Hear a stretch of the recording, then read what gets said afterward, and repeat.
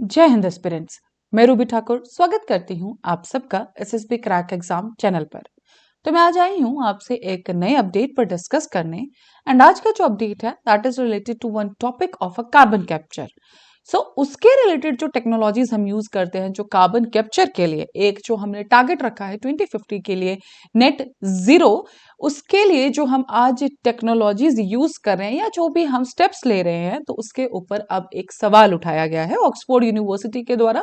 एक research study सामने आई है, तो आज हम उसी के बारे में चर्चा करेंगे कि क्या कहना है इस पर्टिकुलर स्टडी में, और क्या जो आज के टाइम पे हम जो एफर्ट्स कर रहे हैं या जो स्टेप्स ले रहे हैं, क्या वो वाकई ही 2050 में हमारे जो नेट जीरो टारगेट की जो हमारी एक सोच है उसको पूरा कर पाएंगे या नहीं। तो चलिए जानते हैं। So the news update was all related to all problematic carbon dioxide emissions in future can be safely and permanently buried in the ground with carbon capture and sequestration technologies might be extremely misplaced and impractical। तो कहना ये है, ये जो study आई थी that was by the Oxford University and the Imperial College in London, उनका कहना ये है कि जो भी आज के टाइम पे हम कार्बन कैप्चर कर रहे हैं और उसको जो अंडरग्राउंड हम बरी कर रहे हैं, this can not be done, और ये पर्टिकुलरली जो हमारे टारगेट्स हमने सेट किए हैं एमिशंस के लिए वो पूरे नहीं होंगे। तो हम जानेंगे डिटेल में कि एक्चुअली इस रिपोर्ट का कहना क्या है। तो चलिए जानते हैं। सबसे पहले जानते हैं कि कार्बन कैप्चर होता क्या है। सो कार्बन सिक्वेस्ट्रेशन के लिए नॉर्मल, अगर मैं आपको नॉर्मल लैंग्वेज में बताऊं, दैट मींस कि कार्बन को कैप्चर करना ताकि वो एटमॉस्फेयर में ना जा पाए वापस से। तो कुछ इस तरह से ये चीज करते हैं हम। कार्बन की जो भी एमिशंस हमें देखने को मिलते हैं, हम उनको थोड़ा प्रोसेस करके उनका फॉर्म चेंज करने के बाद वी जस्ट स्टोर, उनको ऐसी जगह पे स्टोर किया जाता है ताकि वो एटमॉस्फेयर के अंदर ना जाए। So this involves a capture of carbon from the source of emissions, जहां से भी एमिट होंगे उसी पर्टिकुलर सोर्स पे ही इनको कंजर्व कर लिया जाता है। लाइक अ पावर प्लांट और a cement factory storing it below the ground in suitable geological structure such as depleted oil और गैस रिजर्वॉयर्स और सम स्पेसिफिक रॉक फॉर्मेशंस। तो बोलने का मतलब ये, जब भी कार्बन कैप्चर की बात आती है तो या तो हम उनको नॉर्मली नेचुरली स्टोर कर सकते हैं, जैसे कि ओशियंस, ट्रीज में फोटोसिंथेसिस होती है, they take a carbon and वो तब तक बाहर नहीं निकलेगा जब तक वो उस ट्री को पर्टिकुलरली जलाया नहीं जाएगा। Same as with the ocean, they also act as a carbon sinks.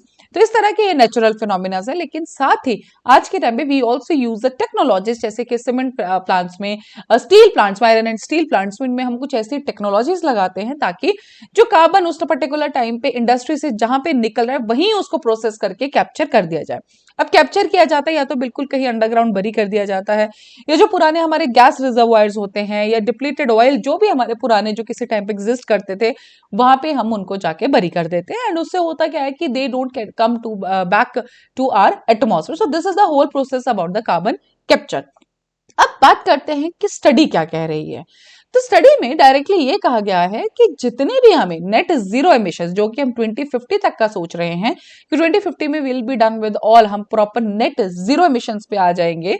And उसके लिए जितने भी प्लान्स है जो कि inter governmental panel on climate change IPCC के द्वारा जो लिखे गए हैं, वो कहीं ना कहीं हर एक प्लान, हर एक स्टेप आज के टाइम पे CCS technology, CCS is we use for the carbon capture sequestration. So वो कहीं ना कहीं टेक्नोलॉजी को इन्वॉल्व करता है। और इनका कहना यह है कि अगर हम बात करें 2050 तक की और हमें नेट जीरो एमिशंस चाहिए, दैट मींस कि वी रिक्वायर टू बिल्ड कि 20 billion turns of carbon dioxide को हमें स्टोर करने पड़ेगा अंडरग्राउंड। एंड उसके लिए जो कॉस्ट, एक सिर्फ जो अंदाजा लगाया गया है, that is the $30 trillion, and that is a very very high cost. And इनका कहना गया कि ये अभी भी हम हो सकता है कि this is the lower end of the estimate, जो हायर एंड है वो और भी ज्यादा हो सकता है। इनका कहना यह है कि जो हाई सीसीएस टेक्नोलॉजीज है, लो सीसीएस टेक्नोलॉजीज है, वहां पे हमारी कॉस्ट डिफर कर जाती हैं। एंड इसीलिए जो हम बात कर रहे हैं आज के टाइम पे, जो कार्बन कैप्चर के लिए हम टेक्नोलॉजीज बनाने की बात करें, यूज करने की बात करें, ये इकोनॉमिकली हमें डैमेज कर देगा। So that is the reason behind then. इनका कहना इसमें यह भी है कि जो blanket use of CCS technologies, जो आज हम सोच रहे हैं कि कार्बन कैप्चर के लिए हम सारी टेक्नोलॉजीज लगाएंगे, इसके अंदर आज अगर हम 40 साल से हम जिस चीज पे काम करें टेक्नोलॉजीज के अंदर, फिर भी हमें किसी तरह का कॉस्ट रिडक्शन हमें देखने को नहीं मिला। मींस एक सीसीएस टेक्नोलॉजी को यूज करने के लिए जो हमारी कॉस्ट लगती है उसमें कोई भी रिडक्शन देखने को नहीं मिला, कोई भी ऐसा टेक्नोलॉजिकल एडवांसमेंट हमें देखने को नहीं मिला जिससे कॉस्ट रिडक्शन हो जाए। एंड ऐसा जरूरी नहीं है कि हर एक टेक्नोलॉजी में आपको रिडक्शन देखने को मिले। मतलब ये इनका जो उसमें एग्जाम्पल कोट किया गया था उसमें ये भी कहा गया कि जैसे न्यूक्लियर पावर, उसमें हमें क्या है, उसमें कॉस्ट आज भी हमें बढ़ती हुई देखी जा रही है। हाइड्रो इलेक्ट्रिसिटी, इनमें भी चाहे स्लाइट इंक्रीज है but yes there is the increase in the cost of that particular technology. And in particular technologies में अगर आपको कॉस्ट रिड्यूस करना है so you have to produce in a volume, increase करना पड़ेगा वॉल्यूम, एंड सीसीएस के साथ हम ऐसा नहीं कर सकते हैं।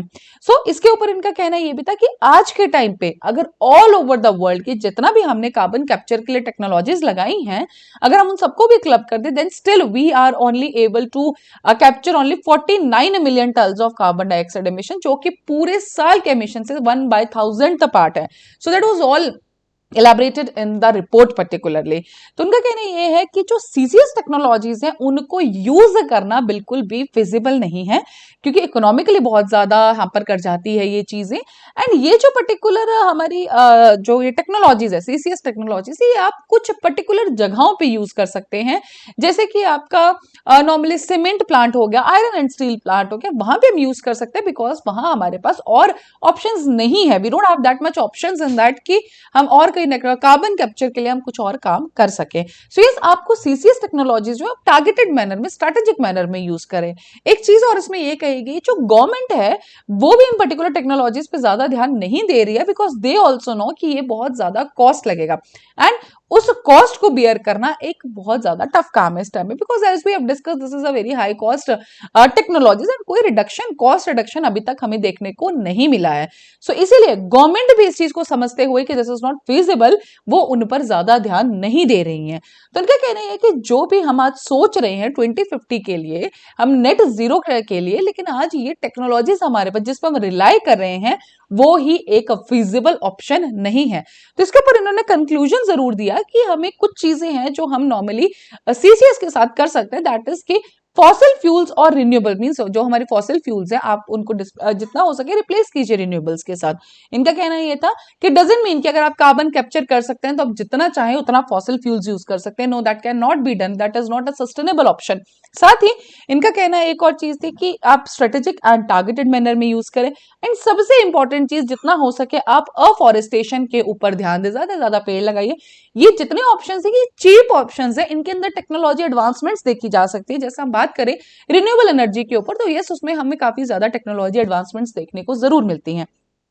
सो इनका कहना यही था कि पूरा का पूरा अगर हम एक सिंपल लाइन में हम पूरी की पूरी रिपोर्ट को बोले तो उसका कहना, उसमें कहना सिर्फ इतना था कि जो कार्बन कैप्चर के लिए, जो हम क्लाइमेट चेंज के लिए इस टाइम पे जो टारगेट कर रहे हैं, जो सबसे बड़ा इशू है इस टाइम पे, that is a climate change, उसके लिए पर्टिकुलरली हम जो आज स्टेप्स ले रहे हैं दे आर नॉट फिजिबल। हम पूरा का पूरा 100% उन पर रिलाई नहीं कर सकते क्योंकि वो 100% फॉलो ही नहीं हो सकते। एंड जो सबसे बड़ा उसका केस बताया गया दैट वाज द कहीं ना कहीं कॉस्ट, क्योंकि डेवलप्ड नेशंस अगर उसको बियर भी कर लेंगे then what about the developing nations या लीस्ट डेवलप्ड कंट्रीज, तो उन सबके बारे में इन्होंने बात की।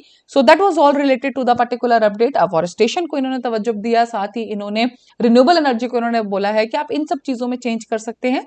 सो that's all with this particular update. अभी आपके स्क्रीन पे हैं कुछ courses related to SSB interview, तो आप इन कोर्सेज में ज्वाइन कर सकते हैं। हर महीने हमारे बैचेस बैठते हैं, यू कैन ज्वाइन देम। साथ ही these are the courses related to defense exams and CDS, NDA, FCAT, सभी कोर्सेज इसमें अवेलेबल है, बहुत अफोर्डेबल प्राइसेस में आपके लिए रखे गए हैं। You can join them and while joining you can just use this discount code that is warrior10।